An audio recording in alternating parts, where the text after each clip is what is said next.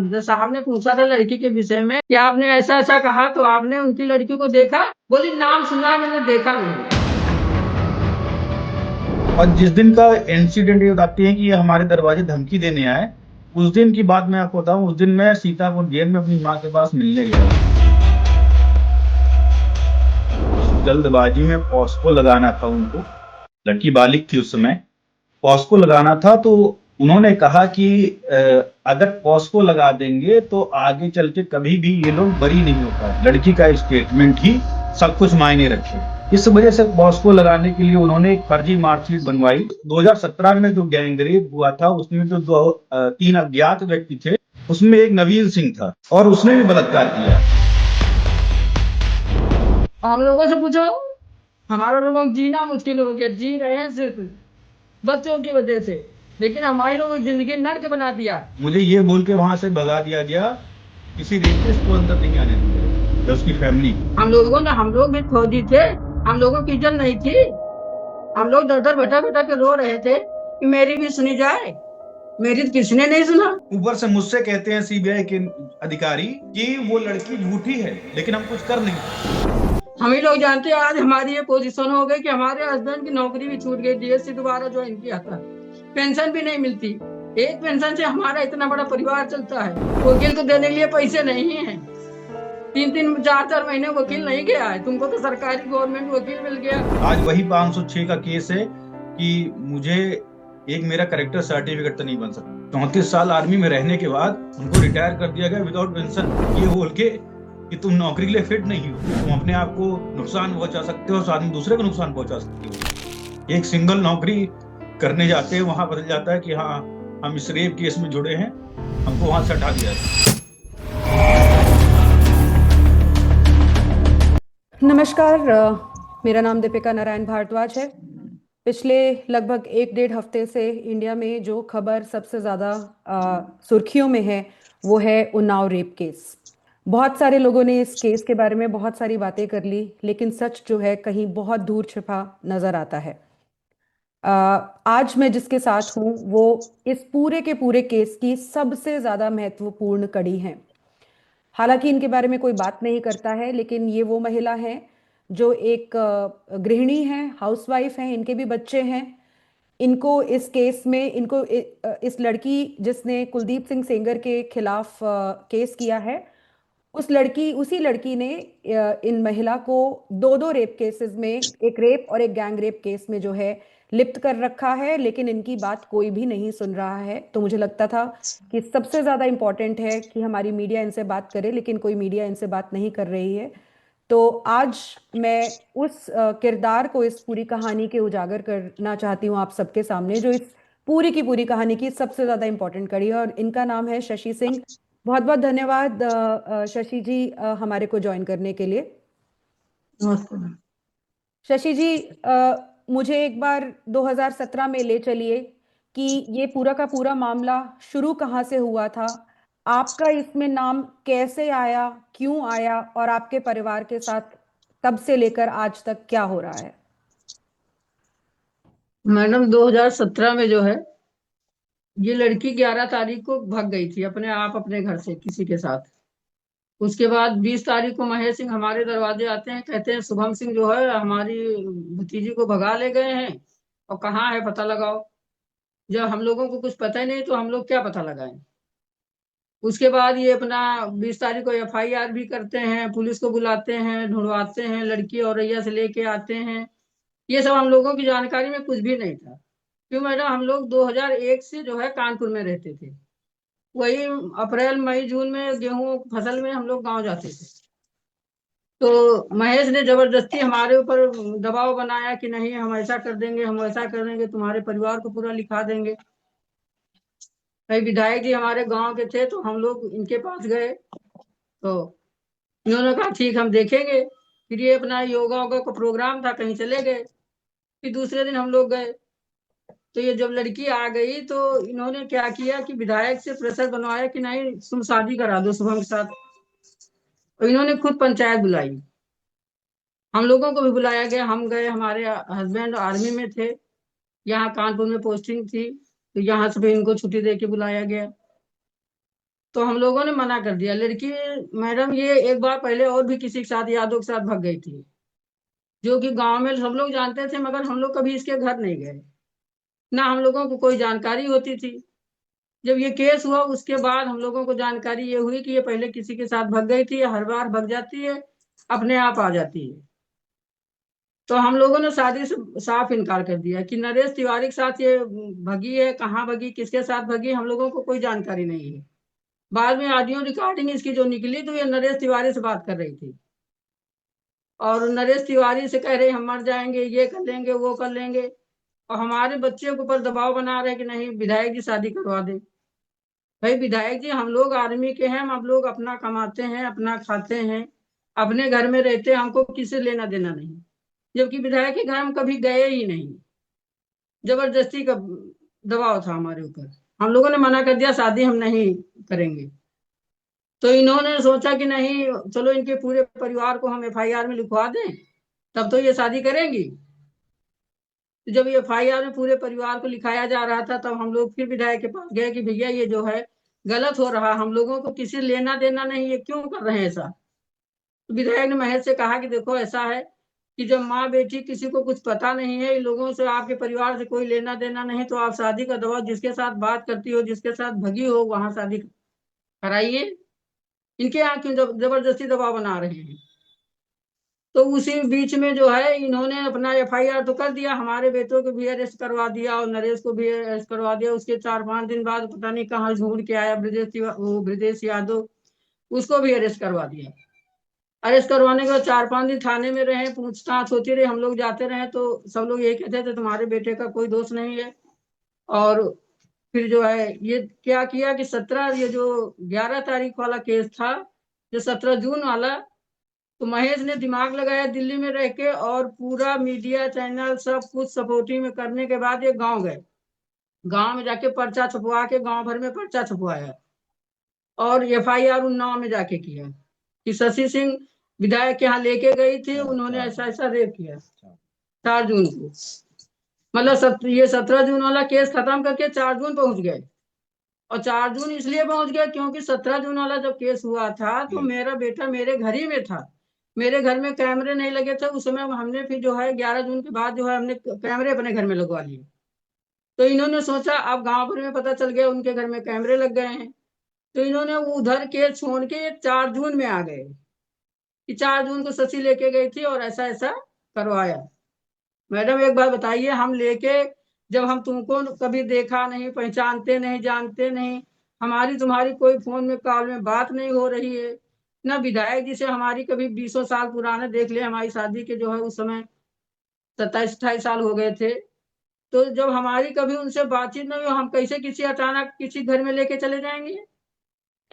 शशि जी, आपकी शादी कौन से साल में हुई थी? हमारी शादी जो हुई थी 87 में। 87 में। आपकी उम्र क्या है शशि नहीं, जी? आपकी उम्र क्या है? आपकी उम्र क्या है? हमारी उम्र इसमें जो है 62 साल है।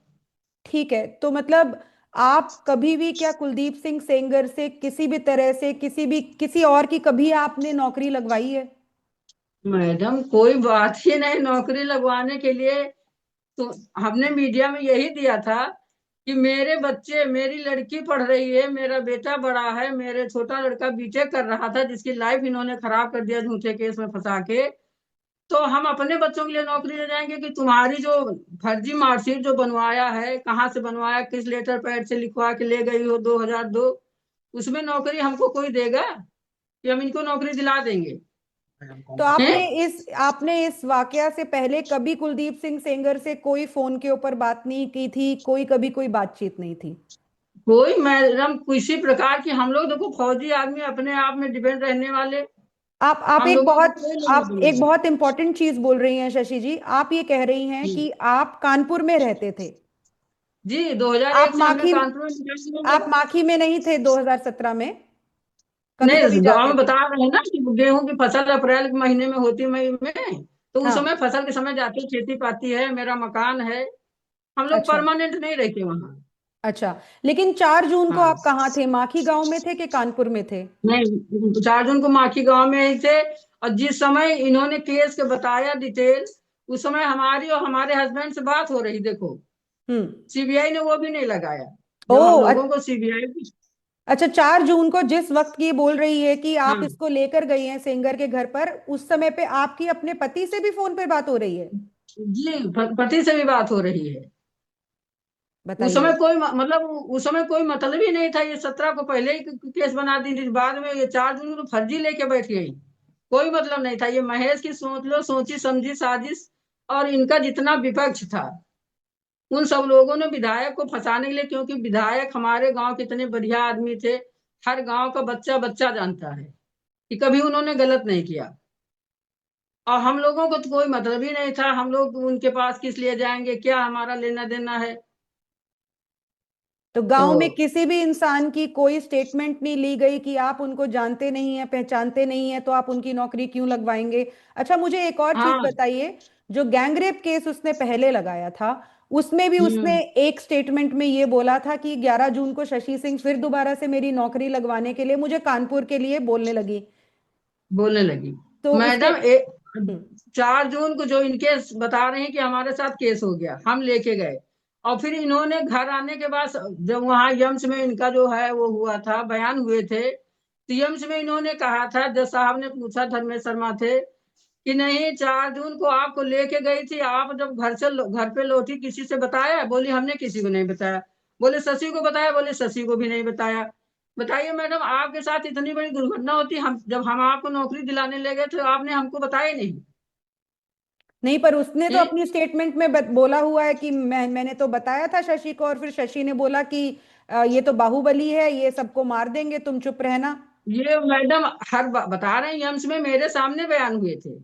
जब मैं इन्होंने मेरी लड़की का जज साहब ने पूछा था लड़की के विषय में कि आपने ऐसा ऐसा कहा, तो आपने उनकी लड़की को देखा? बोली नाम सुना है, मैंने देखा नहीं है।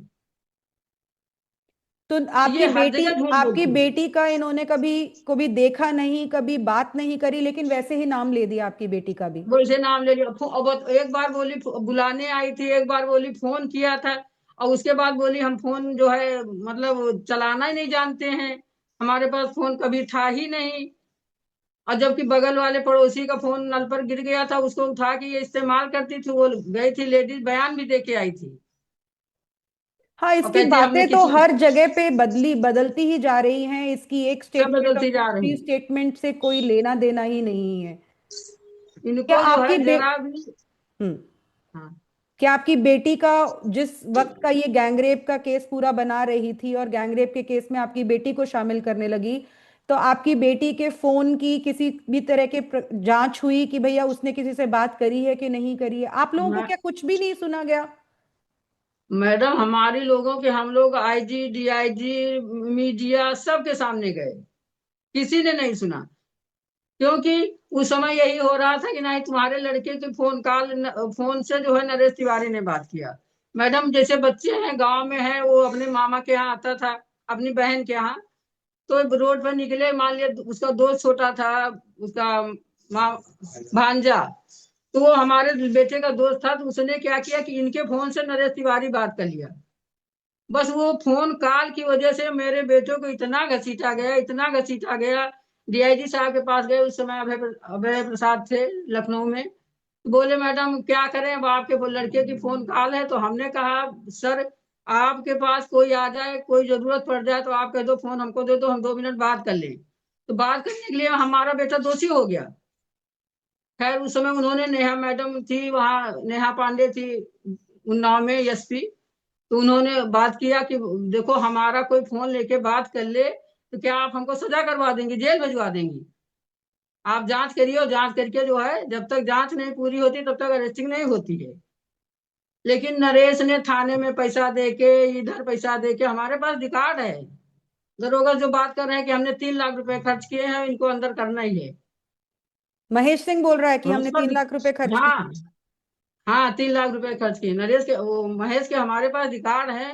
और नरेश तिवारी जो बात कर रही है उसकी भी रिकॉर्डिंग है। हर जगह तो ये मुकर जाती है कि हमारी आवाज ही नहीं है।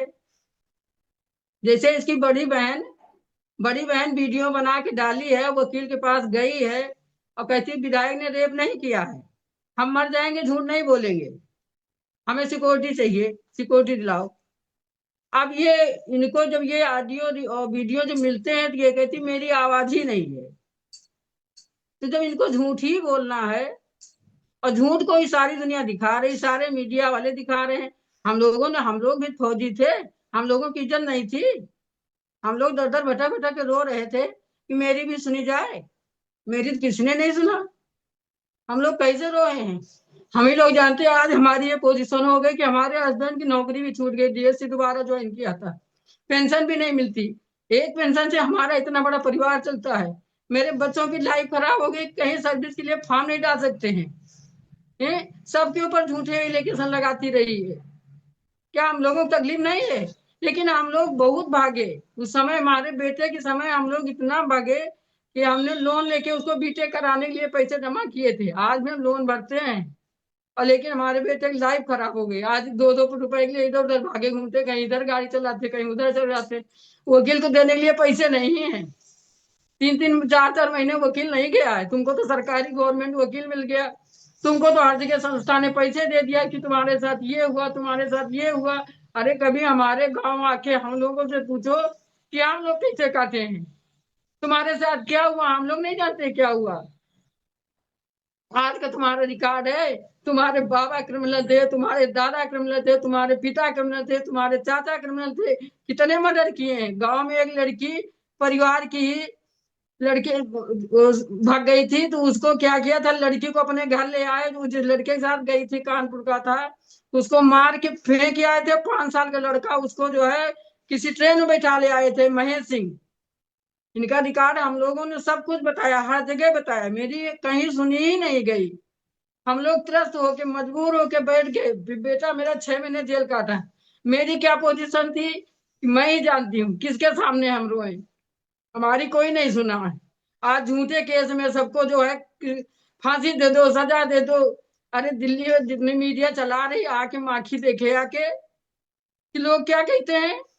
एक आदमी जब विधायकी लड़ेगा तो एक बार जीतेगा, गलत होगा तो 10 बार नहीं जीतेगा, और हर पार्टी से जीते हैं। आज उनको कोई गलत नहीं करने वाला है। हम लोगों को बहुत तकलीफ होती है। जिस समय धर्मेंद्र शर्मा ने सजा सुनाया था, उस समय हमने जज साहब से कह दिया था। हमने कहा सर बहुत गलत कर रहे हैं, ये फैसला आपने सही नहीं सुनाया। बोले तुम तो बरी हो। हमने कहा हम बरी हैं तो क्या हुआ, एलिगेशन तो हमारे ऊपर लगाया गया कि नौकरी दिलाने गई थी। हैं?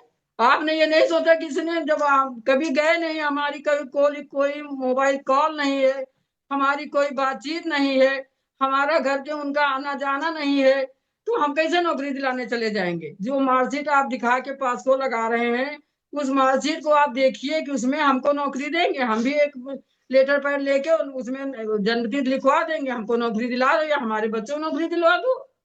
क्यों नहीं दिलवा रहे हो? सोचने वाले इतने पढ़े लिखे हो के इतना तुम बैठे हो जजमेंट करने के लिए, उसके बाद भी आप गलत जजमेंट कर रहे हो। दबाव कर रहे हैं, मीडिया का प्रेशर है, जनता का प्रेशर है। अरे फिर कोर्ट किस लिए बनाया गया? फिर जनता मीडिया कर ले सब कुछ। किस लिए कोर्ट में पैसा देना, किस लिए वकील को पैसा देना, किस लिए दिल्ली भाग भाग के जाना? महीने में 4 बार दिल्ली जाना पड़ता है। हमारा तो किराया लगता, तुमको तो सीआरपी मिल गई। तुम अपना सीआरपी के साथ बढ़िया वीडियो बना बना डालो लिपस्टिक लगा के, और हम लोगों से पूछो। हमारे लोगों को जीना मुश्किल हो गया, जी रहे हैं सिर्फ बच्चों की वजह से, लेकिन हमारे लोगों की जिंदगी नर्क बना दिया। शशि जी, आपका बेटा जो है, जिसको गैंगरेप के केस में जिसको नाम जिसका लिखा गया है, वो उसको जी कहा गया है कि वो भी उस गैंगरेप में शामिल था और वो इधर उधर इसको लेकर जा रहा था। शुभम नरेश दोनों के दोनों उसको लेकर जगह जगह पे जा रहे थे, उसको बेच दिया, जाने क्या क्या एलिगेशंस हाँ लगाए हैं। हाँ, अभी बता रहे हैं जो जिसको झूठी मैडम बोलना है उसके लिए क्या है। असल में हैं? फैक्ट ये था मैम कि जो है जो शुभम वाला केस है, जो शुभम वाला केस है उसमें शुभम का जो दिखाया गया, सीबीआई की इन्वेस्टिगेशन हुई है, पूरी इन्वेस्टिगेशन में कहीं भी एक जगह भी शुभम की कॉल के अलावा, जो 7 तारीख से लेकर 10 तारीख के बीच में कॉल लगी हैं, उस कॉल के अलावा शुभम के खिलाफ कोई एक जो है उनके इन्वेस्टिगेशन में पार्ट नहीं आया कि शुभम कहीं लेके गया। इन्वेस्टिगेशन कहती है कि नरेश तिवारी अपनी मोटरसाइकिल में बैठा के उसको लेके गया कानपुर, और वहां पे जिस घर में रखा वो उसका स्वयं का घर था, और उसके बाद वो ब्रिजेश के यहाँ लेके गया। इस पूरे इंसिडेंट में 11 से लेके और 19 तारीख के बीच में जब तक लड़की रिकवर नहीं होती है, ना शुभम की नरेश तिवारी से बात हुई है, ना शुभम की ब्रिजेश यादव से बात हुई है, और ना ही शुभम कानपुर मतलब अपने हॉस्टल छोड़ के कहीं गया है। शुभम अपने हॉस्टल में किस तारीख तक को वापस चला गया था नवीन? शुभम 10 तारीख की शाम को 4 बजे हॉस्टल अपने चला गया था। हम्म। उसके बाद हॉस्टल से 13 तारीख की शाम को वहां से निकला है। हम्म। उसके बाद पापा के साथ माखी आ गया था, और फिर उसके बाद वो लगातार माखी में रहा। और और 19 को ये उसको बात, पुलिस ने अपने पुलिस स्टेशन बिठा लिया था, 19 तारीख को। हाँ, पुलिस पुलिस ने 19 तारीख को बुलाया, पूछताछ के लिए बुलाया। और बुलाने के बाद लड़की ने नरेश तिवारी के मोबाइल पे फर्स्ट कॉल किया, सीडीआर में है, पहली कॉल की।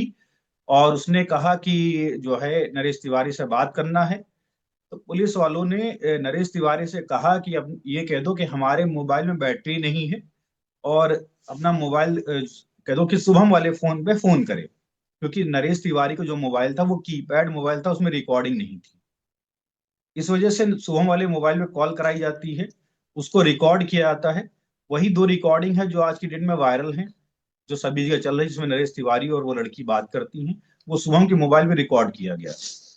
उसी रिकॉर्डिंग के आधार पर ही नरेश तिवारी को 19 तारीख की रात में लेके जाया जाता है औरैया, और उसी के निशानदेही पे उस लड़की को लेके आया। जब लड़की आती है माखी थाने में बयान देने का होता है, तो वो यही कहती है कि मुझे किसी ने नहीं भगाया, मैं अपने मन से यहाँ से गई हूँ।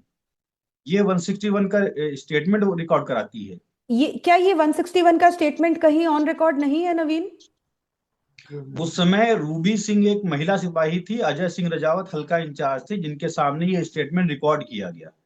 रिकॉर्डिंग के बाद महेश सिंह थाने पहुंचते हैं और कहते हैं लड़की को साथ चलने के लिए। लड़की ने मना कर देती है, मैं तुम्हारे साथ नहीं जाऊंगी। और उसके बाद उस लड़की को वहीं थाने में रखा जाता है, महिला आरक्षी के पास रखा जाता है। फिर उसको अगले दिन जो है महिला थाने भेज दिया जाता है। और महिला थाने के आने के बाद रजावत ने, क्योंकि वो महेश सिंह से पैसा ले चुके थे, फिर लड़की के ऊपर दबाव बना के उससे ये कहा जाता है कि तुम्हारी शादी इससे करवाएंगे तो इसके पास कुछ भी नहीं है नरेश तिवारी के पास, अगर तुम शुभम का नाम ले लोगी तो इसके घर में तुम्हारी शादी हो जाएगी, तुम्हारी जिंदगी बन जाएगी। और ये कहते हुए स्टेटमेंट उसका बदलवा देते हैं, 164 करवाते हैं। और 164 में मेरी माँ और बहन का नाम इसलिए लिया जाता है क्योंकि डिनाई कर रहे थे हम लोग कह रहे थे कुछ भी हो जाएगा, शादी नहीं करेंगे। तो उनको ये लगा कि अगर इनके घर की माँ और बहन जेल जाएगी तब तो शादी करेंगी ये। वो हमको हर तरीके से तोड़ना चाह रहे थे।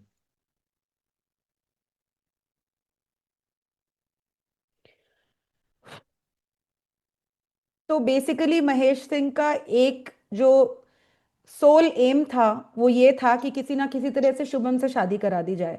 और मेरे शादी ख्याल करा से दी। इस चीज की तो पूरा गांव शायद विटनेस था, पंचायत भी हुई है, पंचायत के हाँ, डिफेंस सभी लोग विटनेस पता था भी जो है, इनफैक्ट। मैंने पढ़ा है उनका स्टेटमेंट है प्रॉपर जजमेंट में।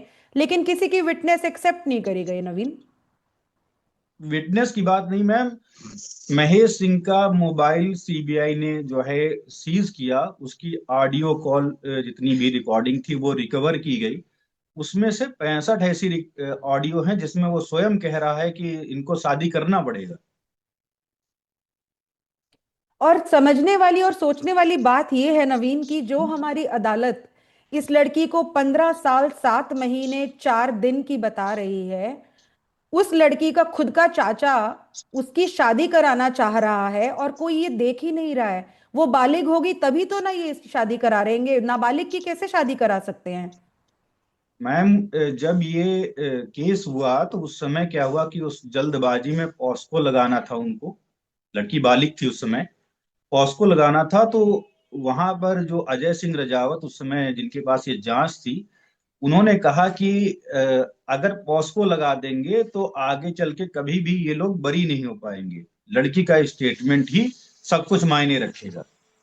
इस वजह से पॉस्को लगाने के लिए उन्होंने एक फर्जी मार्कशीट बनवाई स्कूल से, वीरेंद्र सिंह इंटर कॉलेज नाम है उस स्कूल का। उसमें केवल एक लेटर पैड दिया गया जिसमें एडमिशन दिखाया गया कि हमारे यहाँ इस जो है कि इसमें एडमिशन हुआ है, और जिसमें उनकी डेट ऑफ बर्थ ये है, जबकि उसका सपोर्टिंग डॉक्यूमेंट कोई नहीं था। उसके आधार पर पास को लगा दिया गया। हाँ, मैंने वो रिकॉर्डिंग सुनी है पुलिस ऑफिसर और महेश सिंह की, जिसमें महेश सिंह कह रहा है कि अभी इधर से डॉक्यूमेंट नहीं आया, अभी उधर से डॉक्यूमेंट नहीं आया। खुद अपनी शब्दों में बोल रहे हैं कि 17 साल, 17.5 साल तो निकल ही जाएगी उम्र। तो कोई इंसान अपनी ही भतीजी की इतना भी नहीं जान सकता कि कौन से साल में पैदाइश हुई। और ये हम कोई 1980 की बात नहीं कर रहे हैं, 1998, 2000, 2001, 2002 की बात कर रहे हैं, जहाँ पे सिस्टम्स इतने भी खराब नहीं थे, चाहे वो गांव था चाहे वो शहर था। इसका कोई मैंने जजमेंट में पढ़ा कि इनका एक भी फैमिली रजिस्टर का भी डेट ऑफ हाँ, बर्थ था, उसमें भी ये जो है बालिग नजर आती हैं। बालिक 99 है उसमें डेट ऑफ बर्थ। एक एक गवर्नमेंट स्कूल है उसमें 1998 है, एक फैमिली 98 है। रजिस्टर है उसमें 1999 है, एक कॉलेज है जिसमें 2001 है, खुद को ये 2002 मैम मैं बोलती है, आपको मतलब। बताऊं, जहां पर इनका ननिहाल है, जहां पर ये पढ़ी हुई हैं, वहां हमारे रिलेटिव की ससुराल है, उसी गांव में। मुझे जब वहां पता चला कि ये सरकारी स्कूल में पढ़ती थी, तो मैं स्वयं गया सरकारी स्कूल में, आपको बताऊं। और मैंने वहां रजिस्टर जब निकाले और रिलेटिव के जरिए जो प्रिंसिपल से मिले, तो मुझे ये डॉक्यूमेंट उससे पहले मिला। मैंने ये सीबीआई को दिया जाके। जब मैंने ये सीबीआई को डॉक्यूमेंट देने गया, तो उसमें सीबीआई के एसपी थे राघवेंद्र बस। उन्होंने बुला के मुझे कमरे में मारा। उन्होंने मुझसे कहा कि उसको बालिग करने के लिए हम बैठे हैं ना इन्वेस्टिगेशन करने के लिए, तुम कौन होते हो। और उस समय आईओ जो आर आर त्रिपाठी वो मौके मौजूद थे। आपके परिवार के साथ बहुत गलत हुआ है नवीन। आप इस पूरे देश को क्या बोलना चाहेंगे? आज आप माँ बेटे बैठे हैं, मुझे बहुत बुरा लग रहा है। आप लोगों की पूरी जिंदगी बर्बाद हो गई। आप लोगों की कोई गलती ही नहीं थी, सिर्फ इस वजह से कि आपने अपने बेटे के जो इंजीनियरिंग कर रहा था भाई, उसकी शादी नहीं करी इस लड़की से। और आप।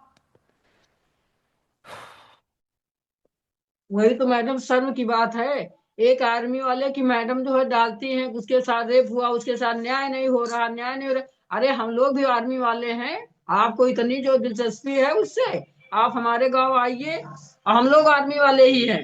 और एक नहीं नौकरी, तीन तीन नौकरी करे। आर्मी से रिटायर होने के बाद डीएससी ज्वाइन किया, 14 साल नौकरी करने के बाद मैं 2 साल नौकरी नहीं कर पाए। इसी केस के लिए वजह आ, से सब लोग तो फैक्ट बताते हैं। 2019 में इन्होंने क्या किया कि इनके चाचा ने फोर्जरी किया हुआ था कोर्ट से। वो डॉक्यूमेंट मैंने निकलवाए, उसमें इनके खिलाफ एफआईआर होती है। ये बेल लेने जाते हैं, हाई कोर्ट इनको बेल देती है। उसको मैंने सुप्रीम कोर्ट में चैलेंज किया।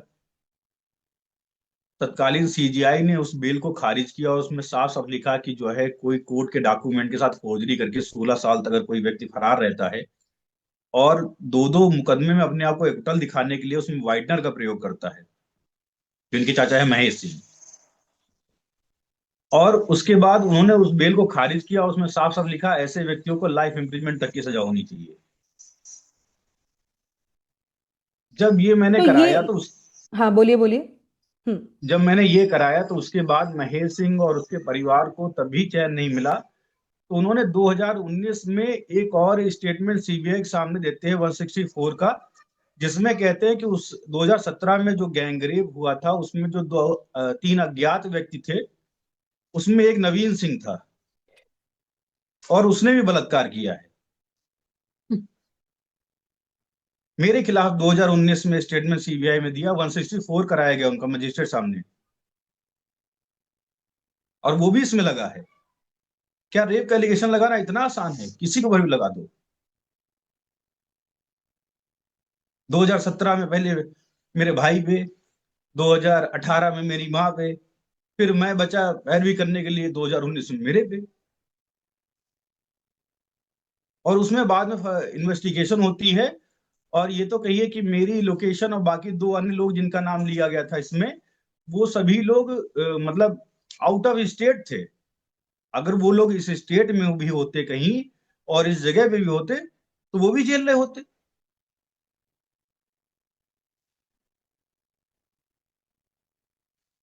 मतलब कोई भी व्यक्ति ऐसा नहीं है कि जो पैरोकारी के लिए बचे, तो उसके लिए यही पीड़िता जो है कह देंगे कि नहीं फला व्यक्ति ने मेरे साथ रेप किया। और सबसे सोचने वाली बात कि ये कह रही कि वो तीन अज्ञात, मतलब मेरी माँ को जानती थी, मेरी बहन को जानती थी, मेरे भाई को जानती थी, मुझे जानती थी, और मैं 3 साल तक अज्ञात रहा। 2019 से मुझे जान पाई वो। दो जो और इस कहानी को मीडिया में इस तरह से बताया जाता है कि चाचा को भी जेल में डाल दिया, पिता को भी मरवा दिया, लेकिन ये नहीं बताया जाता कि इसने खुद ने, इसके चाचा ने क्या क्या किया हुआ है। जो दो लोग हैं आपके साथ, जो नवीन जिनका नाम लिया हुआ है, वो कौन है, जरा उनके बारे में भी बताइए। एक लोगों की एज मेरे फादर की एज की है, मेरे फादर के जो है साथ में पढ़े हैं, बड़े हुए हैं, उनका नाम विनोद मिश्रा है। और एक लोग अरुण सिंह थे, जिनकी जो जो है मौजूदा पॉलिटिशियन है, बहुत बड़े पॉलिटिशियन है, उनका नाम इसलिए रखा गया था क्योंकि जो इनके पैरोकार थे उनसे उनकी रंजिश चल रही थी। तो उन पैरोकारों को खुश करने के लिए उनका नाम लिया इन्होंने। और विनोद मिश्रा का नाम इसलिए लिया गया कि विनोद मिश्रा ने इनके चाचा के ऊपर 307 का मुकदमा करा रखा था 2017 में। तो कोई भी ऐसा व्यक्ति जिनके ऊपर इनके चाचा ने जानलेवा हमला किया हो या रंजिश रही हो, तो उनको सबको रेप के केस फंसा दिए। क्या इन्होंने, वो जो एक ऑडियो है जिसमें ये कहते हैं कि अपने प्राइवेट पार्ट्स में इंजरी बना लीजिए, क्या वो इन्हीं केसेस के में वो बनाई गई, वो ऑडियो है, रिकॉर्ड करी गई, या किसी कोई, वो क्या कुछ और लोगों को भी इन्होंने झूठे केसेस में फंसाया हुआ है? मैम, इस केस से अलावा हमारे गांव में एक कब्र, मतलब विटनेस था, खत्म हो गया था, और उसका नाम यूनुस था।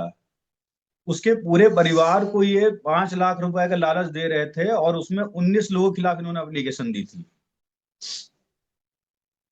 और उसको 5 लाख रुपए दे रहे थे कि इस ये कह दो कि ये 19 लोगों ने मिलके तुम्हारे जो है हस्बैंड को जहर दे दिया है। जेल के अंदर। उसके बाद उसकी कब्र खुदवाई जाती है, उसका पोस्टमार्टम होता है, उसका नेचुरल डेथ निकलती है। फिर उनके परिवार, जो उसकी पत्नी थी, उसकी तरफ से इनके खिलाफ मुकदमा लिखाया जाता है। इन्होंने एक नहीं, आज की डेट में पूरे 32 परिवार की जिंदगी तबाह कर रखी है। और ये पूरा मजे से दिल्ली में है, सरकार की प्रोटेक्शन में है, जाने कितने रुपए इन लोगों की प्रोटेक्शन में खर्च कर दिए गए।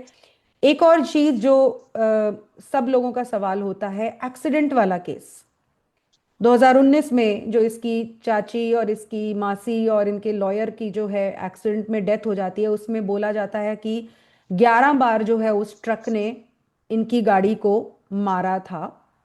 और इस एक्सीडेंट के केस की क्या सच्चाई है नवीन? मैम, एक्सीडेंट का जो केस था वो शायद 28 अगस्त 2019, 28 जुलाई या 28 अगस्त 2019 की ये घटना है। और उसमें ये क्या करती हैं कि अपने घर से जो है, अपने जो पुलिस वाले थे इनके सिक्योरिटी में थे, उसमें महिला कांस्टेबल इनकी सिक्योरिटी में थे, और उन सबको इन्होंने मना कर दिया कि हम ऐसी जगह जा रहे हैं जहां हम तुम्हें नहीं ले जा सकते। और इनके वकील जो महेंद्र प्रताप थे, उनके साथ बैठ के गाड़ी में अपनी चाची अपनी मौसी के साथ रायबरेली जा रहे होते, अपने चाचा से मिलने, जेल में जो रायबरेली में बंद थे उस समय। बहुत लोग कह रहे हैं कि वो अपना केस लड़ने के लिए वहां जा रही थी, कोर्ट जा रही थी, कोर्ट नहीं जा रही थी, वो अपने चाचा से मिलने के लिए जो है रायबरेली जा रही थी, रायबरेली जेल में। और जिस समय एक्सीडेंट होता है, जो सीबीआई की इन्वेस्टिगेशन और बाकी फॉरेंसिक और सभी जितनी भी टीमें थी, उस सबने इन्वेस्टिगेशन किया। वो कहती हैं कि जिस समय गाड़ी चला रहे थे जो इनके एडवोकेट, वो 80 प्लस गाड़ी चल रही थी, बरसात का महीना था, और वो फोन पे कॉल पे बात कर रहे थे। ये इन्वेस्टिगेशन में है, वो फोन कॉल पे बात कर रहे थे। इसकी जो है उनके बेटे की गवाही भी है उसमें कि हाँ, मेरे फादर उस समय मेरे से फोन पे बात कर रहे थे। और जिस समय एक्सीडेंट होता है, वो ट्रक के पीछे वाले हिस्से में जाके लड़ते हैं। ट्रक मुड़ रहा होता है, उसके जो दो पहियों के बीच में जगह होती है, वहां जाके हिट होती है गाड़ी। और वो गाड़ी जब हिट होने के बाद जो है, जब इन महेश सिंह ने एफआईआर करते हैं, तो वो हम लोग के खिलाफ 302 में एफआईआर करते हैं। आपका नाम उसमें उसमें मेरा भी भी, था? ओ, हाँ, उसमें मेरा नाम है। और मेरे फादर का भी नाम था उसमें। वो FIR 302 में की जाती है, और 302 में करने के बाद उस FIR में जो है इन्वेस्टिगेशन होती है। हम लोग को दिल्ली जो है बुलाया जाता है। दिल्ली में इन्वेस्टिगेशन होती है, लखनऊ आते हैं, दौड़ के लखनऊ में बुलाया जाता है, यहाँ पर बयान होते हैं। इनफैक्ट इस केस में जो CBI को पहले और दूसरे केस में करना चाहिए वो इस केस में किया उन्होंने। उन्होंने उन ड्राइवरों की जो है, जो दोनों ड्राइवर और क्लीनर थे, उनका जो है कंसल्ट, विदाउट कंसल्ट प्रेशर करके उनका नार्को टेस्ट कराया। उन दोनों का नार्को टेस्ट हुआ, और उनके नार्को रिपोर्ट में आया कि उनका कभी हमसे कोई संपर्क नहीं था, हमारा उनसे कभी कोई संपर्क नहीं था। फोन CDR सब एनालाइज हुई, सभी चीज देखी गई। हमारा किसी भी 11 मेंबर में से किसी भी मेंबर का उनसे कोई संपर्क नहीं था, जिन्होंने 11 लोगों के खिलाफ उन्होंने 302 की FIR की थी। बाद में CBI वालों ने क्या किया कि 302 का जब नहीं मिला तो मेरे खिलाफ 506 के एलिगेशन के साथ चार्जशीट लगा दी बराबर। कि एक्सीडेंट तो नहीं कराया, 302 तो नहीं हुआ, लेकिन धमकी आप देते थे। और जिस दिन का इंसिडेंट ये बताते हैं कि ये हमारे दरवाजे धमकी देने आए, उस दिन की बात मैं आपको बताऊं, उस दिन मैं सीतापुर जेल में अपनी माँ के पास मिलने गया हुआ था। मेरे पास मिलने की स्लिप है मेरे पास, मेरा CDR लोकेशन सब सीतापुर का है। और उसके बाद भी CBI ने मेरे खिलाफ चार्जशीट लगा दी। आज वही 506 का केस है कि मुझे एक मेरा करेक्टर सर्टिफिकेट तो नहीं बन सकता है। आप कहते हैं क्या FIR तो 302 में है।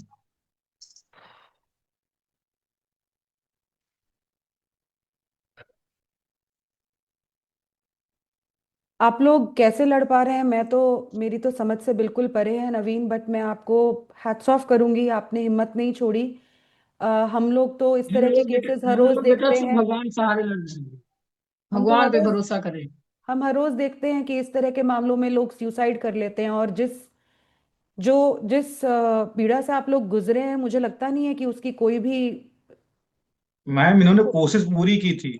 इन्होंने यही कोशिश की थी हम पूरे परिवार सुसाइड कर ले।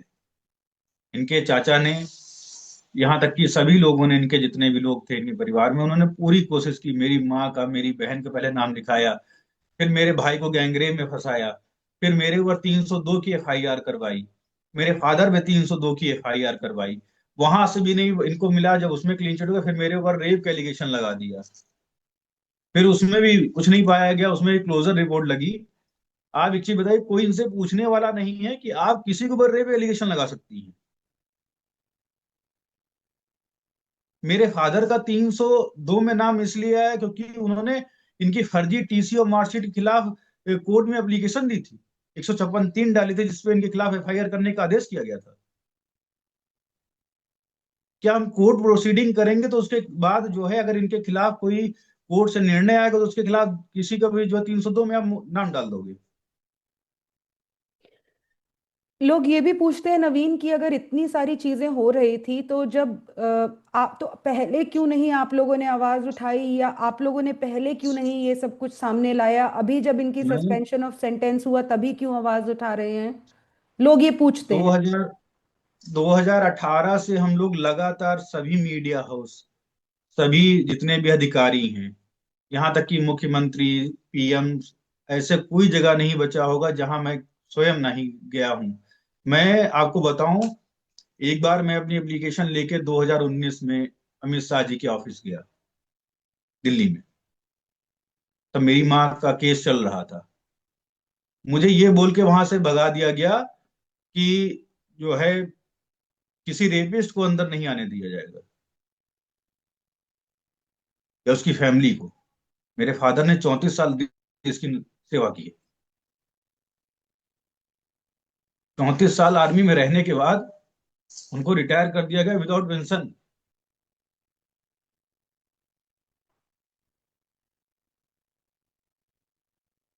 ये बोल के कि तुम नौकरी के लिए फिट नहीं हो, तुम अपने आप को नुकसान पहुंचा सकते हो, साथ में दूसरे को नुकसान पहुंचा सकते हो। उन्हें मेंटली फिट न दिखा के उन्हें जबरदस्ती 2 साल पहले रिटायर कर दिया गया। आज हम पेंशन के लिए कोर्ट के दरवाजे दौड़ रहे हैं, कहीं कोई सुनवाई नहीं हो रही। एक सिंगल नौकरी करने जाते हैं, वहां बदल जाता है कि हाँ हम इस रेप केस में जुड़े हैं, हमको वहां से हटा दिया जाता है।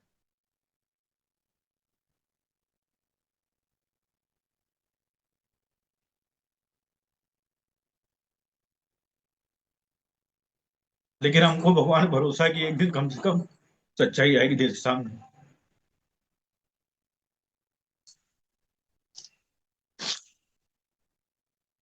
बीच में ये सब टेंशन बर्दाश्त नहीं करवाया, मुझे पैरालाइज हो गया।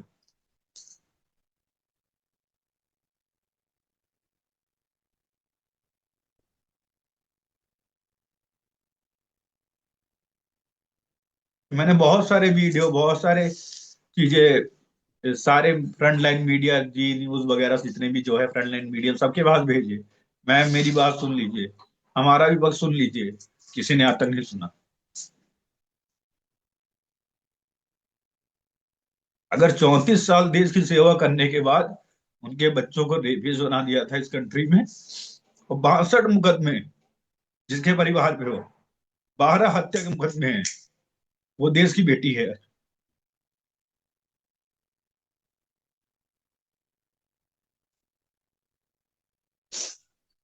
जाके कोई मीडिया वाले ने नहीं देखा कि जाके उन्नाव स्टेशन में जाता, जीआरपी ऑफिस जाता।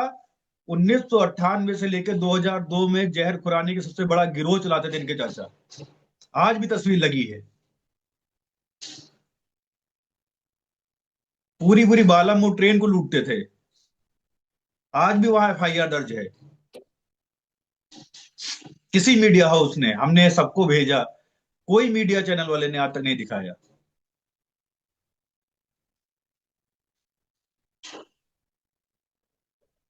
गैंगरेप केस में भी इसने कांग्रेस अपनी साथ दे रही ना, स्टेटमेंट्स। कांग्रेस की वो हो गई ना, कांग्रेस वाले साथ दे रहे हैं, विपक्ष वाले साथ दे रहे हैं कि मतलब विधायक को मिट्टी मिला दो, बाकी सबको परिवार को मिला दो, इनको सेफ रखो, इनको सिक्योरिटी चाहिए, इनको नौकरी चाहिए, इनको मकान चाहिए, ये जो है मैम पीड़ित है। सिक्योरिटी के आपको हाल बताएं, इनको 2-2 लाख रुपए, 3-3 लाख रुपए फंडिंग की जाती है। या आप एक काम करिए, हमको पैरोकार बना लीजिए और कह दीजिए कि ये हमारे पैरोकार हैं और हमको सुरक्षा दिला दो। हमारे उन्नाव में ये चल रहा है। ये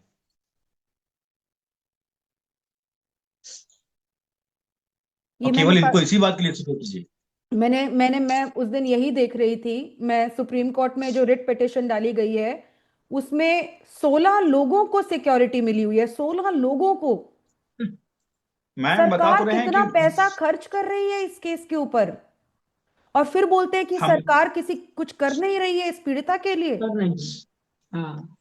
मैम एक झूठे केस पे एक पूरी की पूरी सीआरपीएफ यूनिट इनका घर, जो कि आज की डेट में खंडहर है, उसको ताकती थी।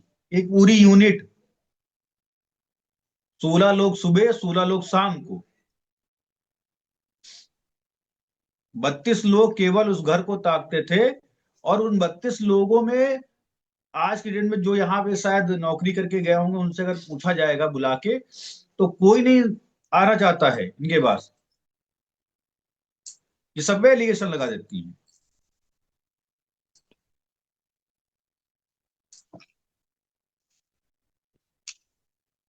शशि जी की अक्विटल को कभी चैलेंज नहीं किया सीबीआई ने? नहीं किया मैम, बोर्ड ने पूछा भी। हम्म।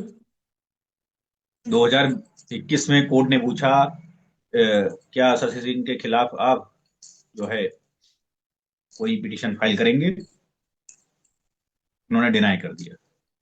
क्योंकि कोई सबूत ही नहीं है तो क्या पिटिशन फाइल करेंगे। और शशि सिंह को अगर इंक्लूड कर लिया तो ये दिल्ली हाई कोर्ट का केस जो है वो तो मतलब वीक से भी वीकेस्ट हो जाता, अभी तो वीक है, उससे ज्यादा वीकेस्ट हो जाता। शशि सिंह को तो ये अब लाएंगे ही नहीं सामने, क्योंकि शशि सिंह अगर आ जाएंगी तो ये तो पूरा पूरा केस ही ढह जाता है ना। मैम 164 का बयान जो गैंगरेप वाला था, जिसमें मेरी माँ का नाम लिया था इन्होंने, मेरी बहन का नाम लिया था, 164 का बयान, उसमें इन्होंने कम से कम नहीं तो 40 से 45 एप्लीकेशन दी है, अगस्त महीने से शुरुआत करके और दिसंबर महीने तक लगातार उसी गैंग रेप वाले केस में मेरी माँ और बहन के नाम पे एप्लीकेशन जगह जगह देती रही, मुख्यमंत्री को, पीएम को, सीएम को, हर जगह किसी को नहीं छोड़ा इन्होंने, किसी एजेंसी को नहीं छोड़ा। और लास्ट में आके जब सीबीआई को देती है स्टेटमेंट, तो घटना का जो है क्रम ही बदल देती है, कहती मैं नलवे पानी भरने गई थी। वहां से उठा ले गए थे। किसी भी एजेंसी ने ये नहीं कहा कि 164 का इन्वेस्टिगेशन जो आपने स्टेटमेंट दिया है उन्नाव कोर्ट में, और आपने इतनी सारी एप्लीकेशन दी हैं अपने घर में दिल्ली में रहते हुए, मुख्यमंत्री के पास मिलने गई, उसके बाद आपने पूरी की पूरी घटना बदल दी। कोई एफआईआर नहीं होती है, कोई एक भी इनके खिलाफ कार्रवाई नहीं होती, किसी भी तरीके से इनके खिलाफ एप्लीकेशन नहीं बढ़ती है, कोई सीबीआई कहीं लिखती भी नहीं है, पूरी इन्वेस्टिगेशन में लिखती है कि इन्होंने जगह जगह झूठे बयान दिए हैं।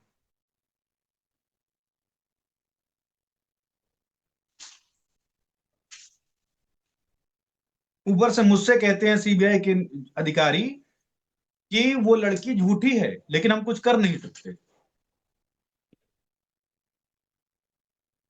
ये सीबीआई वालों ने मुझसे बुला के कहा।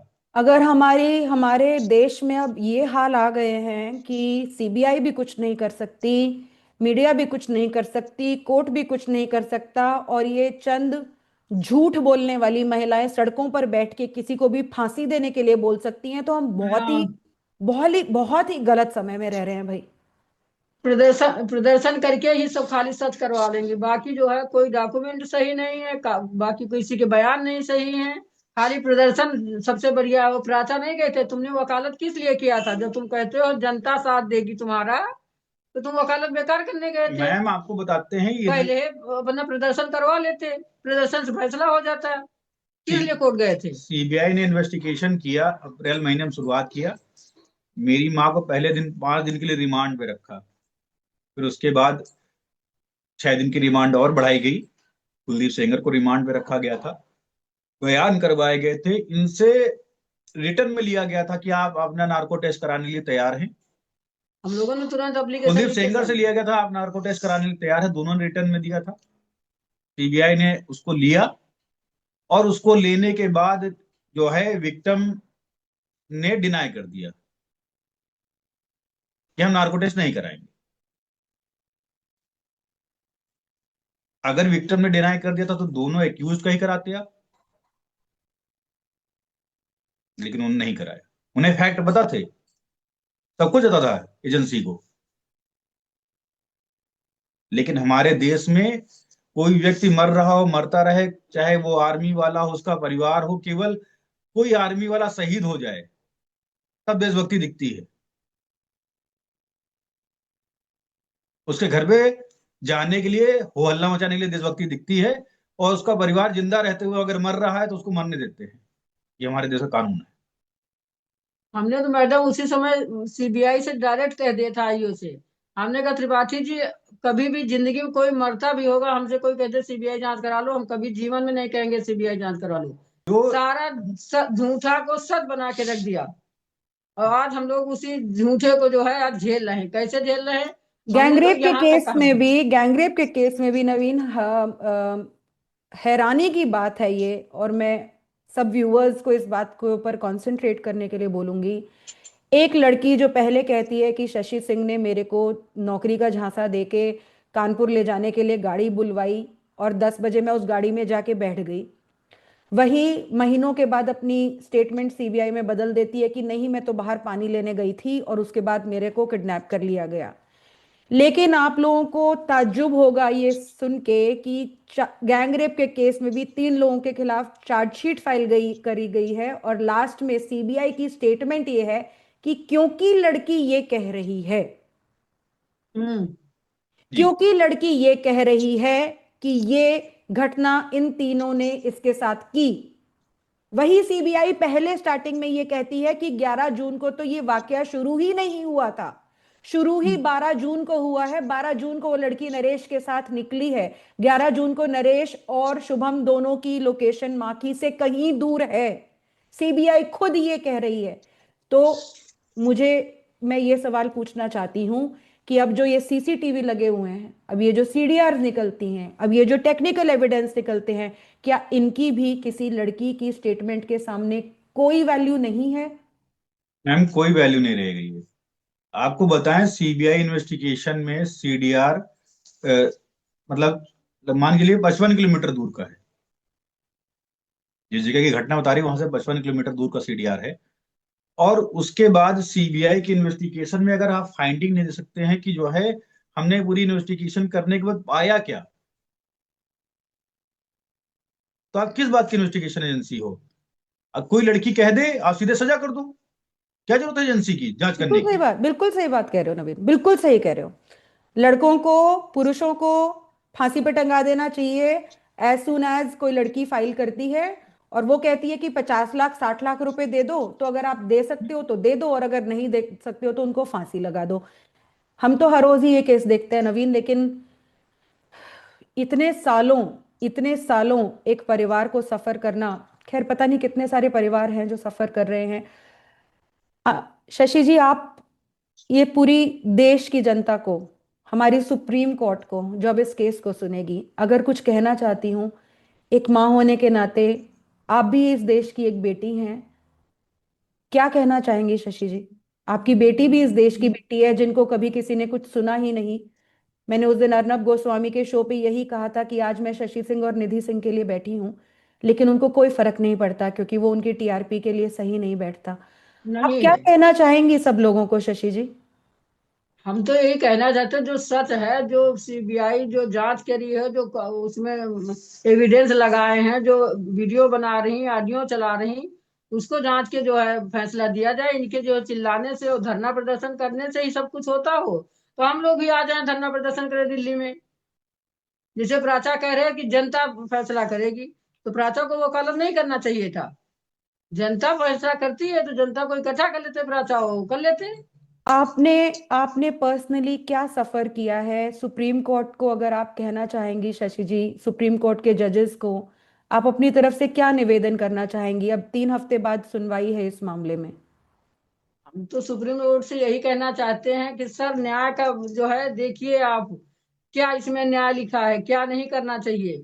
इनके फैसले से, इनके चिल्लाने से सब कुछ हो जाता हो तो बेकार सुप्रीम कोर्ट और हाई कोर्ट और लोअर कोर्ट बेकार बनाए गए थे, नहीं बनाना चाहिए था। हम लोग का मैम सिर्फ यही कहना है नार्को टेस्ट कराइए। कि इस देश में अगर किसी जो है कि इल्जाम लगाने से ही एविडेंस अगर खत्म हो जाते हो, कोई अगर कह दे कि नहीं फलाने ने हमारे साथ रेप किया है या विधायक ने हमारे साथ रेप किया है, और उसके पक्ष में कोई एविडेंस ना हो, कहने वही अगर किसी के जो है अगर रेप हो जाता हो, तो सारी एजेंसियों को सबको बंद कर देना चाहिए।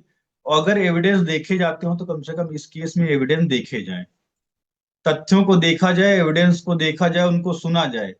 देखा जाए कि जिस समय वो ये बता रही है उस समय वो स्वयं किसी और से बात कर रही थी, जिस समय का इंसिडेंट बता रही उस समय विधायक जो है 55 किलोमीटर दूर थे, जिस समय का इंसिडेंट बता रही उस समय मेरी माँ जो है अपने फोन कॉल से मेरे फादर से बात कर रही थी।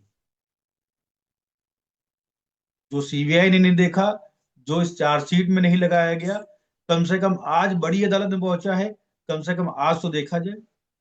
अगर अभी नहीं देखा गया तो हमारे 8 साल इंतजार करने के कि जो है कभी ना कभी तो हमको न्याय मिलेगा, तो हमारा सब व्यर्थ हो जाएगा।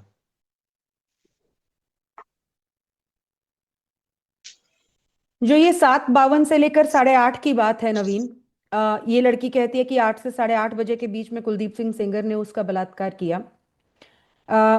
कॉल डिटेल रिकॉर्ड्स के हिसाब से उसकी सच्चाई क्या है नवीन, थोड़ा सा एक्सप्लेन कीजिए, क्योंकि गैंगरेप का केस है, उसमें सीडीआर ज्यादा लगी हैं, और बल्कि सीबीआई ने चार्जशीट बहुत देरी से गैंगरेप केस में फाइल करी क्योंकि उसमें इसके खुद के सीडीआर लड़की के निकल के आ रहे थे। बताइए उसके बारे में। मैम जून की घटना है, जिस समय ये बात कर रही थी, जिस जो नंबर लगे हुए नरेश तिवारी के नंबर है वो, और नरेश तिवारी से केवल उस दिन नहीं बात हो रही, वो अप्रैल महीने से लेकर और जून के बीच में लगातार कॉल लगी है। तो ऐसा नहीं है कि वो नरेश तिवारी को जानती नहीं थी, नरेश तिवारी से वो बकायदा बात करती थी, उनकी जान पहचान थी। और वो उस दिन भी जो है नरेश तिवारी से ही घटना का जो समय बता रही हूँ उस समय उसी से बात कर रही थी, और उससे लगातार इनकी बातें चल रही थी। जब ये घटना के इन्होंने समय बताया कि हमारे साथ 8 से 8:30 बजे के बीच में घटना हुई। जब सीडीआर शुरुआत में तो सीबीआई ने सीडीआर ही नहीं लगाया।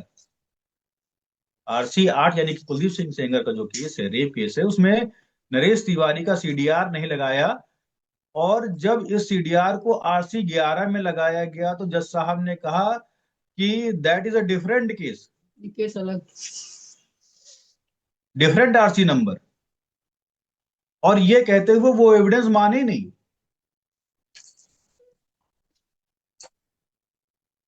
और और जज साहब ने अगर ये भी सीबीआई, कहा कि हो सकता है कि गांव की कोई और लड़की नरेश तिवारी से बात कर रही हो।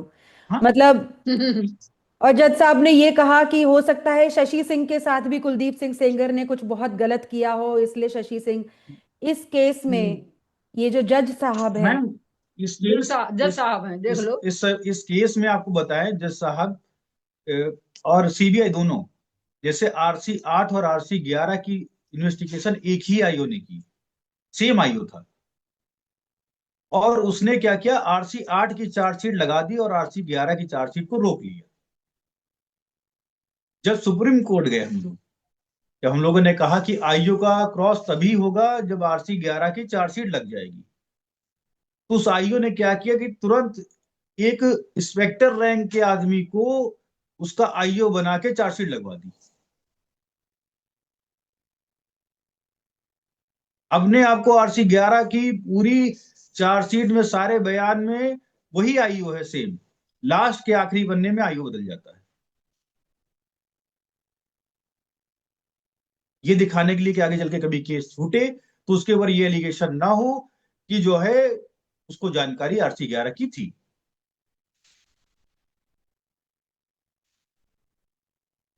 जिस तरह के गेम्स इस केस में प्ले करे गए हैं, अब कह रहे हैं कि इसके ऊपर मूवी बनानी चाहिए। मैं तो यही सोचूंगी कि जो भी मूवी बनाए किसी दिन वो जरूर बनाए और देखे कि किस तरह से गेम्स, किस तरह से खेल जिंदगियों के साथ इस केस में हुआ है। और जिसका समझते हैं वो जिसके साथ खेल हुआ है, उसके साथ खेल नहीं हुआ है। खेल तो अन्य लोगों के साथ हुआ है जिनको उन्होंने फंसा दिया है।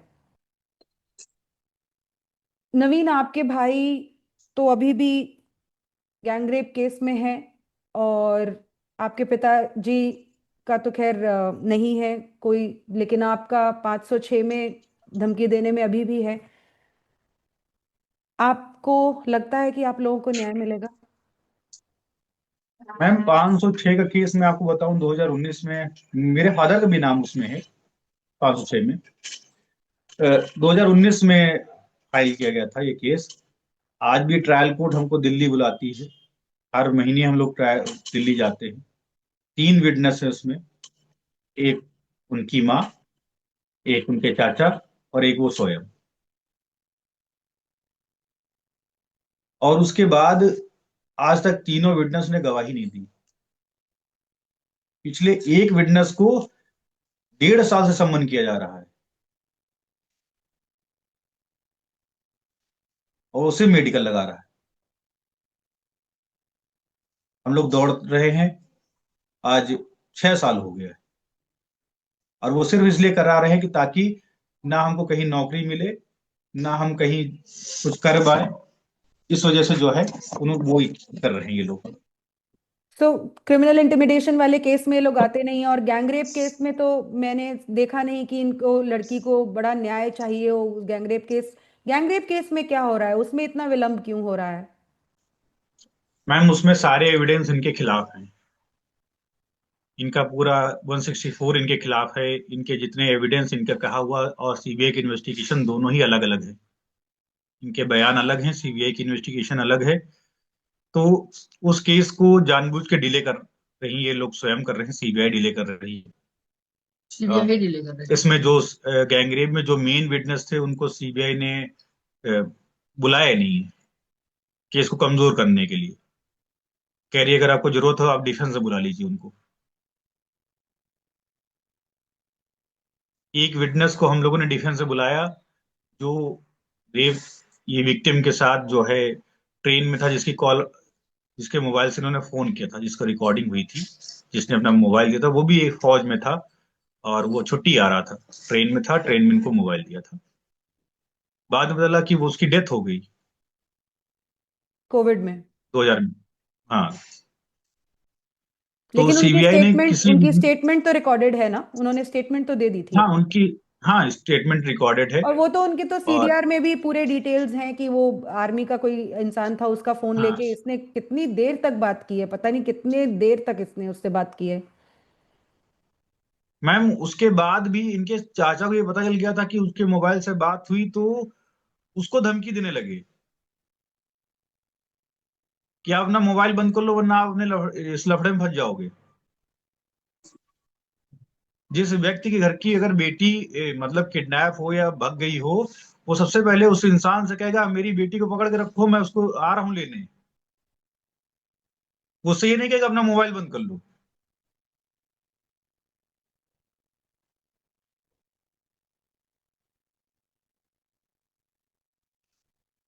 मैं तो बस आप लोगों को धन्यवाद देना चाहूंगी कि आपने मुझसे बात की, नवीन, आप, शशि जी, आपने मुझसे बात की।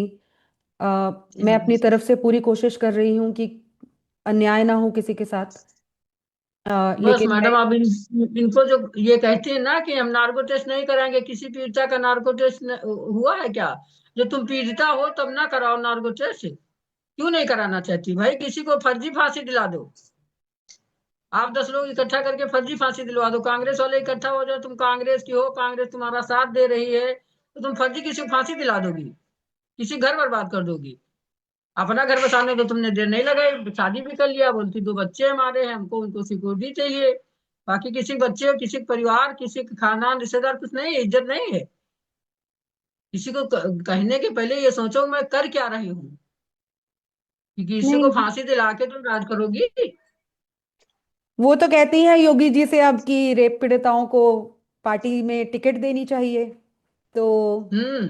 किस तरफ डायरेक्शन जा रही है, और फिर कह रही है हम तो भवरी देवी बन जाएंगे। तो इस तरह की जो स्टेटमेंट्स इस लड़की की आ रही हैं, इस महिला की आ रही हैं, उससे किसी को समझ जाना चाहिए कि यहाँ पर खेल हो क्या रहा है। लेकिन बड़ी दुख की बात है शशि जी कि सब लोग अपनी आंखों के ऊपर पट्टी बांध कर बैठे हैं, क्योंकि कहानी एक ऐसी गढ़ी गई है पिछले 7 सालों में, जिसकी वजह से कोई सच देखना नहीं चाहता।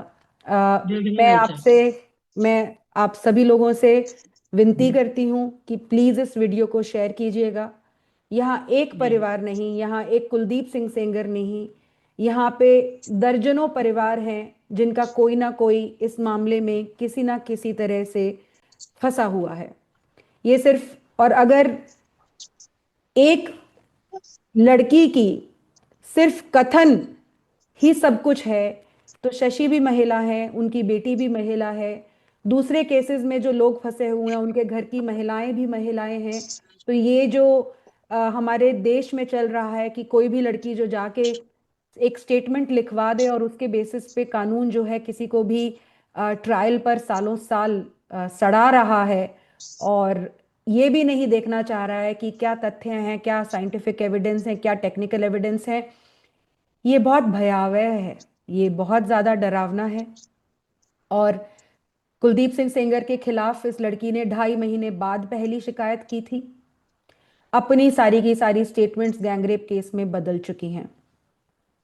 अगर ये लड़की की टेस्टिमनी स्टर्लिंग, रिलायबल और बिलीवेबल है, तो कल को कोई भी लड़की कभी भी किसी के ऊपर इल्जाम लगा सकती है और उसको बलात्कारी घोषित कर सकती है। धन्यवाद इसको देखने के लिए, कृपया साझा जरूर कीजिएगा। धन्यवाद नवीन, धन्यवाद शशि जी। नमस्ते।